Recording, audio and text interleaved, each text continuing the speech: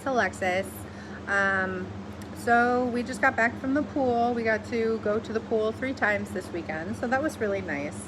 That was myself, my husband, and our 2 kids. Um, so kind of going off of some of the previous weeks, I believe it was last week I had spoke about one of the patients who they had a stroke, and I felt like they needed more rehabilitation to kind of help them get through. And then they ended up having a kind of like a behavior, I guess, in a sense. I think really it was just her trying to communicate with us that maybe she was trying to have a bowel movement. Maybe there was something, and she just wouldn't calm down. So ultimately she was again sent to the hospital. And they kept her for a few days. And then ultimately her family put her on hospice. So I guess kind of talking about something that, I disagree with this idea and practice. I truly feel like, and I hate to say this, but I feel like the system is broken. I feel like she doesn't have someone advocating for her.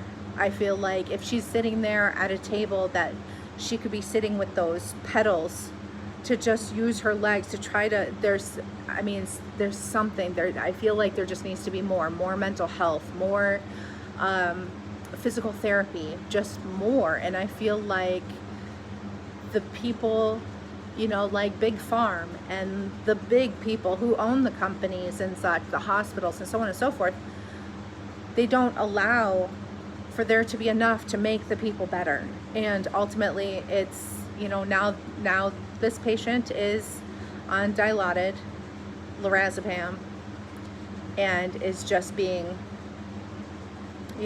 there to pass.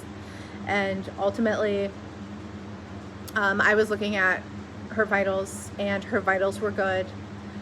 She actually ate 3 meals the day that she came back to the TCU. And so it's, to me, it's like, well, is she actually in the process? And I know hospice and, that process can take a long time. You can be up to it for, up to 6 months. Or we could go a different route and try to help her with more rehab. But I just don't feel like every person has someone advocating for them, so she doesn't have someone advocating for her. So it's just something that, really bothers me. That also goes with what this means to me. It means change. It means I feel like I need to find something to change some way, somehow. And ultimately, I look around and I'm like, why is no one else bothered by this? Why does no one else think there's other options? And I don't know if it's because they're numb, because, they've been in the field for so long, or because they've seen it and they already know that there's really no help. Or maybe I'm being naive. I haven't been there, so I don't know. But to me, I'm an outsider and I see this and it really bothers me. And I hate it. I absolutely hate that. On a positive note, going to the project that I've been working on with the nightstands. I only have about 12 left, so hopefully I can finish that this week. But, it's been a little bit tricky. Some residents don't want their stuff handled, moved. And some have been extremely grateful. And they, it's been really eye-opening to me on how things, really affect people, even just on a small level of moving some people's items and cleaning their items.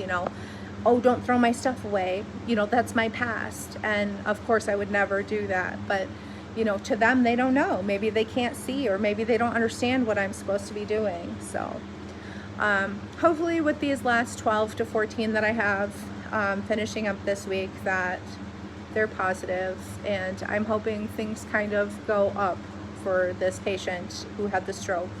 So, all right. Well, I hope you have a good week. Thank you.